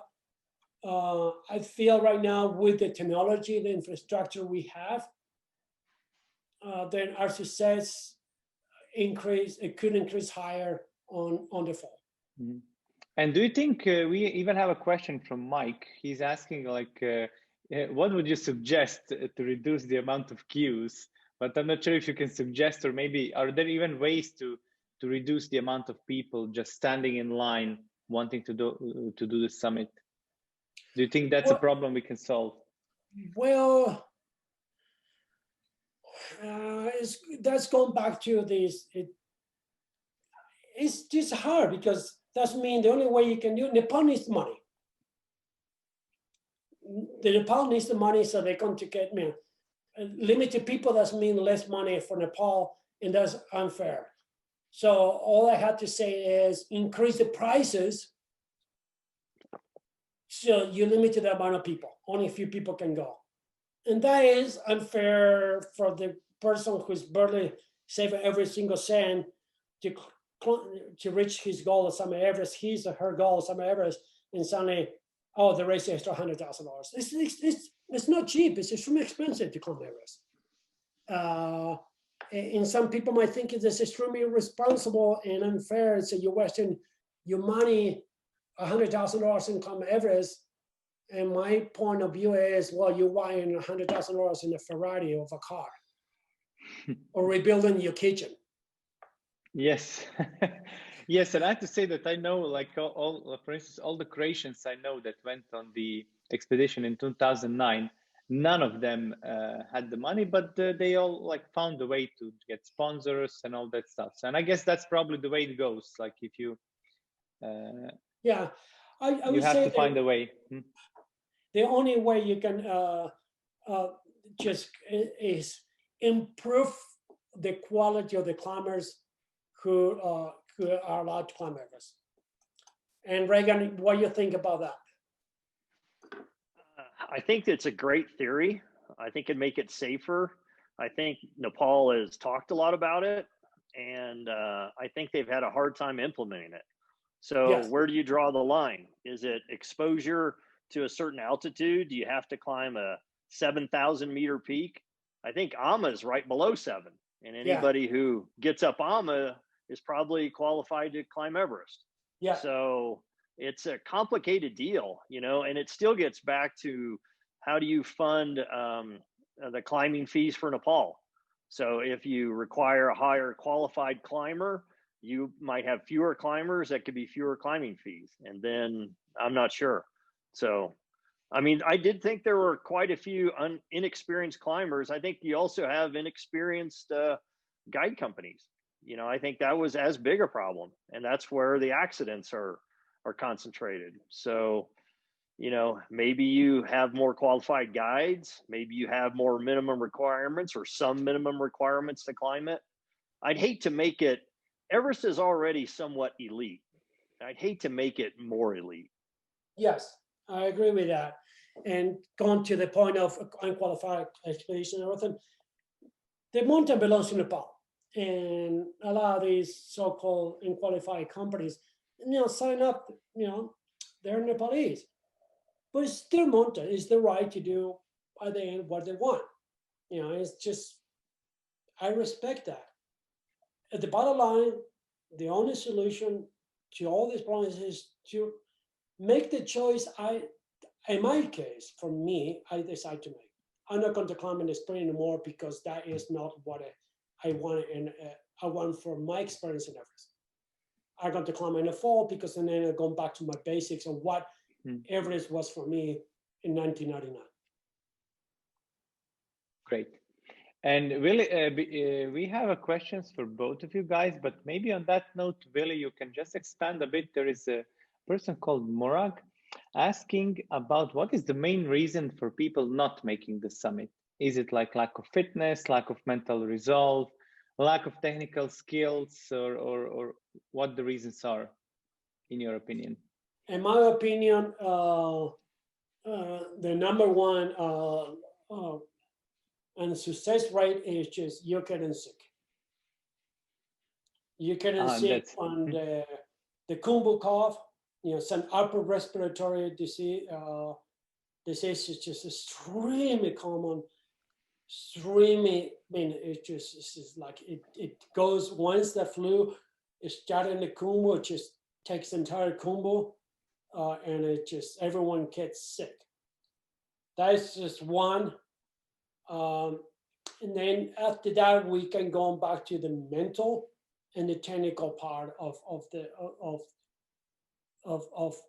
not being strong enough, and mentally or physically or technically. Technically, at the end, so maybe you can kind of get bypass a little bit, but if you're not strong enough physically and mentally, that the lack of technical skills, you cannot overpass it. I don't know, Reagan, what do you think? Yes. No, I think you're right. I think from what I'd seen, it's that being comfortable in that environment and emotionally supported and emotionally strong to keep that positive attitude is a big deal. So the people who don't do well away from home for an extended period of time, or they don't have the relationships on their team to support them, I've seen it be harder for them. Yeah. Great, Reagan. And then moving on to, so we have Jen saying, Reagan, that she's inspired that you started mountaineering at the age of 50 or over. And she'd love to know more about your initial steps you took. So I know you mentioned that you met Willie on Denali and then you took the journey together. And you were guided by Willie on Denali, correct? Yes, that's correct. Yeah. Well, Jen, you know, what I have learned about climbing, it's an unlimited opportunity to keep learning and being, to go play outside. So for me, I took a mountaineering course. A lot of companies will offer an initial mountaineering course. Willie mentioned Baker. Some do it on Rainier. I know Baker's very popular, the Cascades. Colorado does some, probably in Rocky Mountain National. And I'm sorry, I'm not familiar with as many international courses at that level, but I would take that course and then just progress from there. And I would try and take your time. I had my initial sight set on Denali because I thought it was a big challenge. I was right, it was a big challenge, but I probably would have been better doing a more progressive climbs rather than jumping right to Denali. It worked out okay, but you know, take a class, join a mountaineering club. I know Mazamas in Oregon, there's lots of clubs, Colorado, the West is full of them. Those can be very helpful, even the Eastern states. And then you can connect with some people who are getting out as well. Great. And then along those lines, I mean, this is great, Reagan. And I didn't tell you, I'm personally inspired as well. I mean, it's so great that, you know, people of all ages take on challenges like getting to the top of the world. And maybe Willie, for you, we have Andrea asking, is it possible to get prepared for climbing being 57? Can you even start even later? So did you have experiences with people who started really at an old age and then prepared with them to reach the Everest? Yeah, but I mean, I think, you know, age could be a limitation or could not. I think the older as is a upper 40 is a perfect age. 40s forward is a perfect age for high altitude because I think your body knows how to deal with a lot of pain and suffering in the adaptation to to uncomfortable environments and high altitude. Mm-hmm. The younger you are, you tend to be a go-get-it, and doesn't really work that well high altitude. I think the bottom line, sky is the limit. As long as you don't have any medical unrelated situation, as long as you just take your time and do your training and just, you know, and do your steps of 1, 2, 3, 4, whatever, just to be there. I have guided in a client. He was 65. He kind of where he started. He was pretty unique. Wow. He was extremely strong, but he summited Everest 60 or 58, something like that, with me back in the years. And then 5 years later, 10 years later, he went back again with my brother and summited Everest again. So just, you know, your background as how much time you spend outside playing outdoors makes a difference. If you never be outside and sleep in a sleeping bag, it's just a little tougher because, as Reagan said, being 60 days sleeping in a sleeping bag is uncomfortable, and that just emotionally that takes a toll. Great. Well, thanks, guys. It's certainly inspiring. And then on another note, probably more for you, Willie, but I guess, Reagan, you've been there as well. You can testament to that is, what is the impact of climate changes that happened recently on Everest? And are there like things that are significantly changing, or do you see changes at all, or? Impact on climate, or so climate, yes? Yes, impact of climate change on Everest. Yes. Yes. Well, the thing the more noticeable for me is how the glaciers are melting at incredible speed. Incredible speed. I mean, I remember the icefall being rounded when I start climbing. Now it's just more sinking in. I see the Kumbo Glacier, the Western Coombe, being dropping on volume significantly. I have not seen that big storm cycles. The weather is still pretty more stable over there, but I definitely see it, just it's getting warmer, and I know as a fact that the average temperature in base camp has been warmer in the last couple of years. Reagan, I think you probably saw something like that. Yeah, I haven't seen it over the time span that you have, Willie. So I haven't seen those big changes, but I do know that it's probably becoming riskier to go through the ice fall. So once the jet stream moves off the top, your weather window opens up. But going through the ice fall, when it's warmer and warmer and warmer, creates greater motion and activity in the ice fall, and that's riskier. Yeah. Back on 2005, the weather didn't open up in May 29. That's when we summited in May 29. And we put agreement with all the Sherpas. We all agreed that that's the last day we can summit, because summit Everest was possible, but getting down from Camp 2 to the ice wall was beginning to be extremely dangerous. And that I seen rivers virtually building up in Camp 2, on the Morena Camp 2 of 6,400 meters, than I have not seen in the past. Thanks, guys. Well, it certainly is an issue, and we had other guys like from we did a webinar about polar regions, and the stories are even on a bigger scale and on the same note.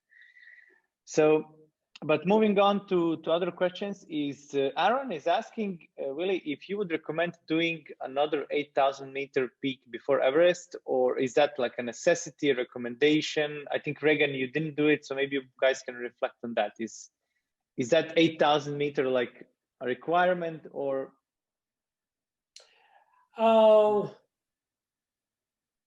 Yes and no. Yeah, I mean, because what you have Manaslu and Choyu, the two other 8,000 meter peaks. Manaslu is a little, per se, I would like to think it's a little harder than Choyu. And if you can do it, I would say yes, most definitely. But it all comes to your background. How much time you spend on high altitude, how much time you spend camping and in the glacier, and your technical skills, and you name it. Yes, it doesn't matter what you do. Everything you can add on is extremely welcome. I mean, you climb Mont Blanc, 50 times is welcome. Yes, the more self-efficient, self-reliance, the more technical you are, and the more the easiest for you.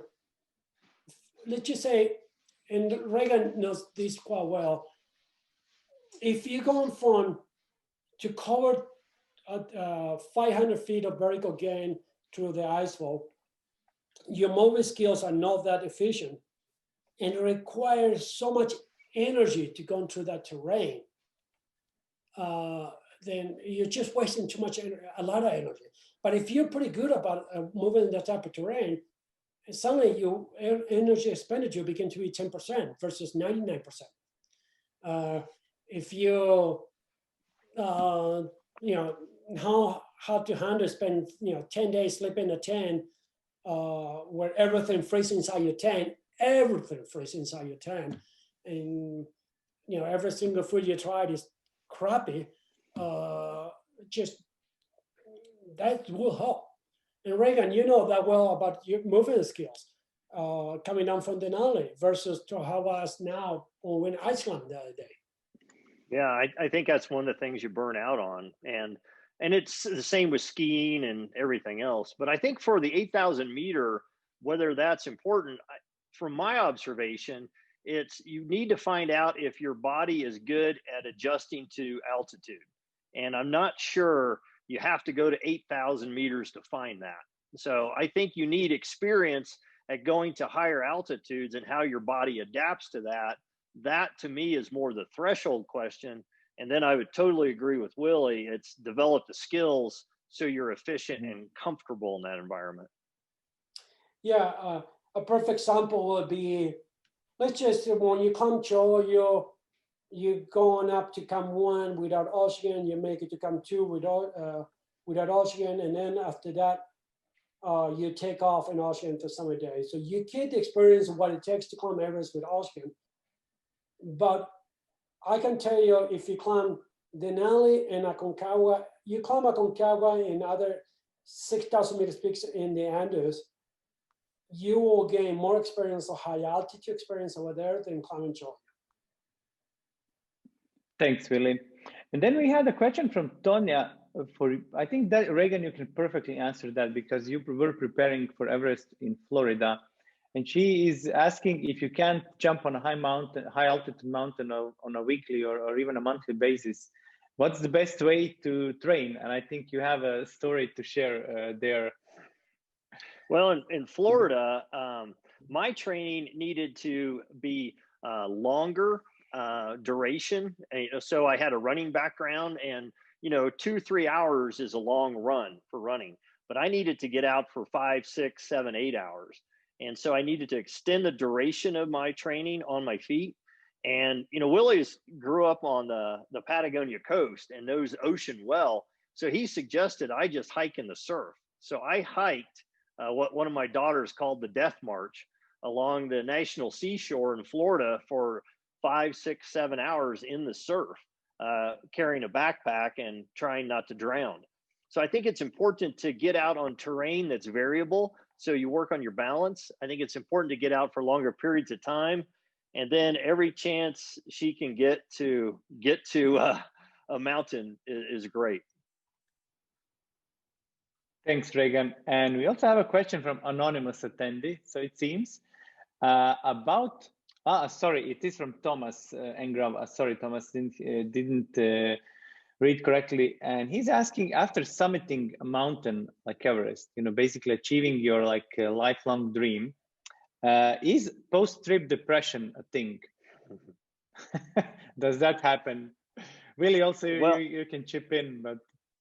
Well, I've only had it once. Willie has had 13 opportunities for post-trip depression, but I didn't have post-trip depression. So, you still have a long trip coming down and traveling back home.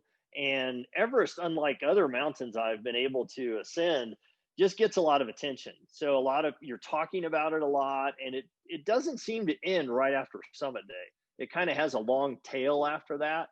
And I was able to keep busy with other mountains and other things outside. I could see where you might get a little, what do I do next? But I think it's a little greater that you feel empowered and you leverage off of that to go do something fun next. How about you, Willie? After 13 times, do you have that, or it's still as good as it has been? No, it's still as good as it's been. It's good. Perfect. Every time I go up, for me, it's a new summit, which is a unique opportunity. Coming down, no, I'm drained. I mean, the reality, I'm pretty drained out because my level of stress I carry and the amount of work is pretty high. So I'm not usually what I call it starvation mode. So my body, let's say I ride to base camp and for whatever we're going to come and do. In the next 2 weeks, all I do is eat. And I eat. And I eat. And I eat. That's the only thing I feel like people ask me questions about Everest and everything, and I'm trying to answer the best I can. But as Reagan said, it doesn't finish there. People, weeks later, there's still people asking you. But the only thing I noticed for expeditions, in my experience, is I coming down to civilization, and my brain, all they want to do is just eat. Nice. That's really nice. And then really one other thing that maybe touches a bit on the crowded and often discussed negative side of Everest, and that is about Oliver is asking that in the late 90s it was reported that Everest is getting polluted, that there is a lot of trash. And what is happening on that note today? Are there any improvements? Yeah, I can tell you, yes, it's pretty bad.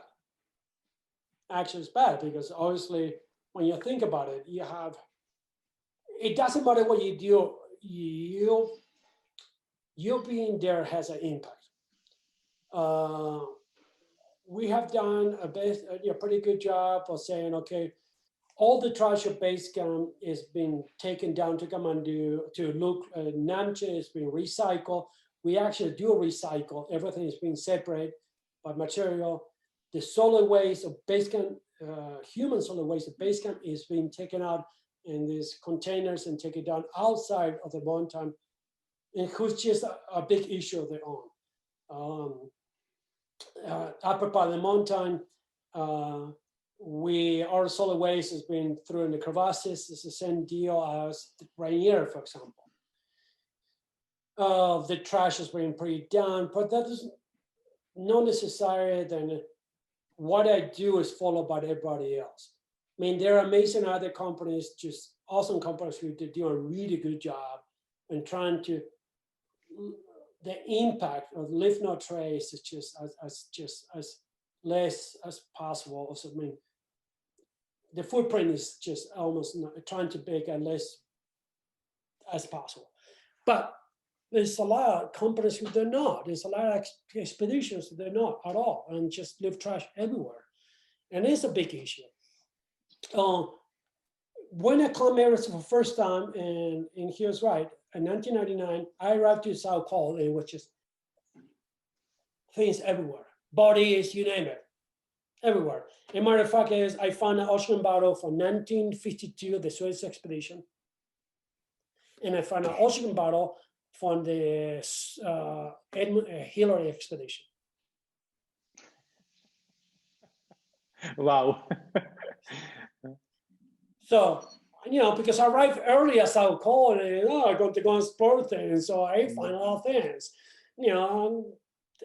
I was young, I was a little impressed, and I saw, body, oh my God, I freak out, and eventually it came to be second nature. But that, through the years, it's been all cleaned up. Everything was completely cleaned up. South Col was spanking clean. All the ocean bottles are taken out.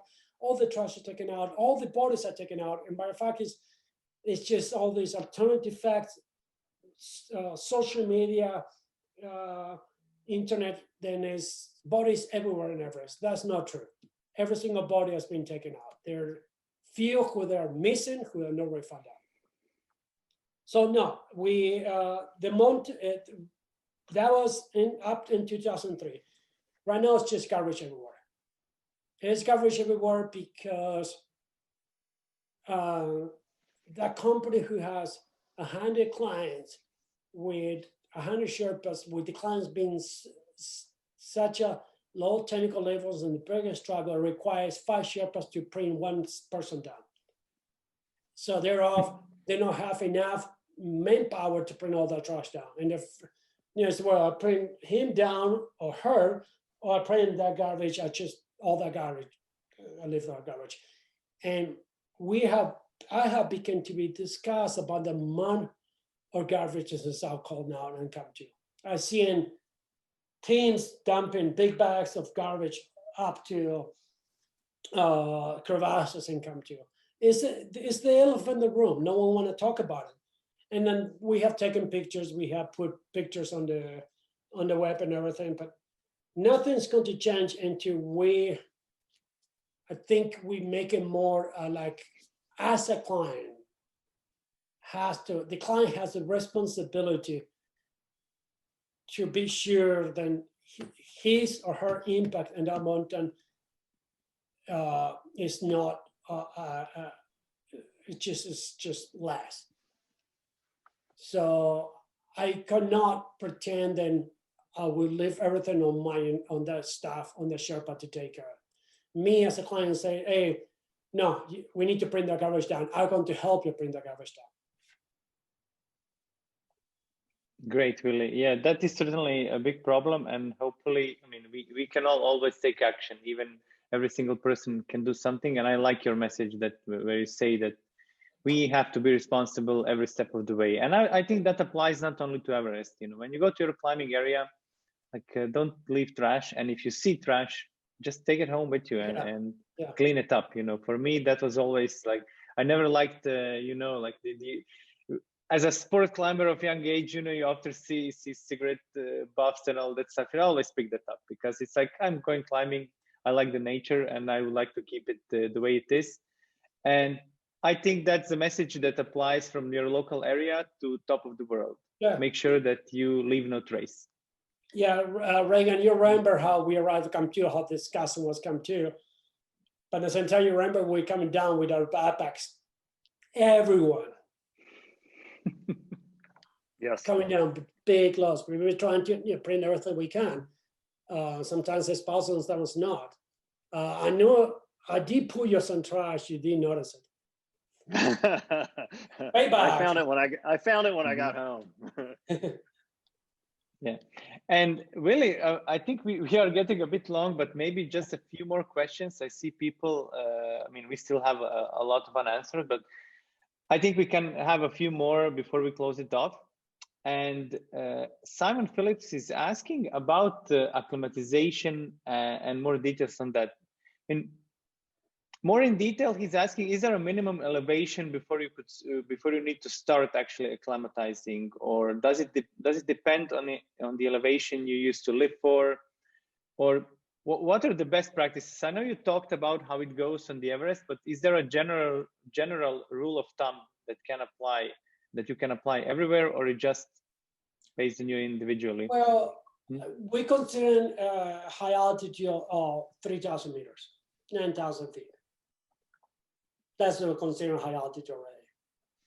So I want to say that it all depends, you know, your background, your genes, how well you're. I mean, it's just a lot. It's a lot of what if and behind how good you do high altitude. My rule of thumb is, you know, climb high, sleep low, and go as slow as possible. Take your time. You can sneak in, as just for example, come to fly to Geneva, gone to Chamonix, right away, the tram to Dumidi, going straight up to Mont Blanc, come down in less than 24 hours, you can do it. But if you spend the night on the Guia Dumidi and you're always stated, you're going to suffer high altitude. The bottom line is less than, you know, we say less than 300 feet, 300 meters per day elevation gain, you're good. You should not. That's a great rule, and I actually should have listened to this webinar before I went to Chamonix and did exactly what you said, and suffered from high altitude sickness for a night, even at like less than 3,000. I think it's 2,700 or something like that. So taking it slow is probably the best advice you can take. And then that's the correct thing to do, by the way. Sorry? That's not the correct thing to do. If you don't have that much experience in high altitude, you should not play the game. They're not going to go into summit day to Mont Blanc in one single push, because you might crash near the summit. Yeah, no. I mean, we didn't go to the summit. Even going to Agime D and climbing there was enough for me to suffer a bit the first time, you know. Yeah. And then maybe one question, which is, I don't know how precisely you can answer it, but Carolina is asking, you know, where is the limit about like how bad you feel, and if you should like push on through, or you should just stop and maybe take a step back, or even give up on what you do, Reagan, or what you want to achieve? I think it kind of depends on what your issues are. So, and altitude sickness, pushing through is usually not the answer. So if you have symptoms of acute mountain sickness, you have a headache, you have nausea, as those worsen, the only cure for that is to go down. And so toughening up and pushing through that when you're suffering from high altitude sickness is not a good idea. If it's your muscles are sore, you know, you're struggling with your energy, you have a sore back and you need to push on, that's kind of an athletic response. So I think to me, it would depend upon what's the person's background. You know, start doing a lot of athletic things where you push and learn your body.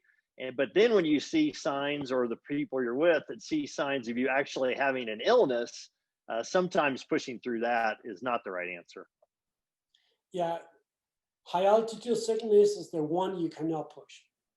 You push high altitude, you push through high altitude sickness, you will die, plain and simple. That's physiology. You cannot push that. You cannot go through that. All the rest, environment and physical, it all depends on your pain tolerance, how much you can push it. But if you arrive to a certain elevation and you start feeling sick and you keep pushing, you feel more sick, you keep pushing, you will find yourself in a really nasty situation. That's probably where practicing the art of suffering in limited amounts is valuable. Yeah. Great, guys. I think we could wrap it up. I mean, we have been here for 2 hours. We have 125 very loyal people listening all the way through the Q&A. Thank you all for joining us. Thank you for staying. And guys, maybe just one last word from both of you, Reagan and Willie, to our audience. So just do your homework, guys. Have fun, be safe, and do whatever you can to help Nepal. That's just my answer. Right now, Nepal needs your help. So that's all. Yeah, and I'll just say thank you very much. Thanks for being attentive. Thanks for the questions. And, you know, the mountains are calling and you must go. I like that. Thank you very much, guys. This Thank is you. the Take perfect care. end. Take the perfect end of the story. See you all in January for the next round of webinars. Guys, thank you very much and enjoy the holidays and stay safe in these times. Well, go skiing. Ciao. Ciao. Bye. Bye, everyone. Bye.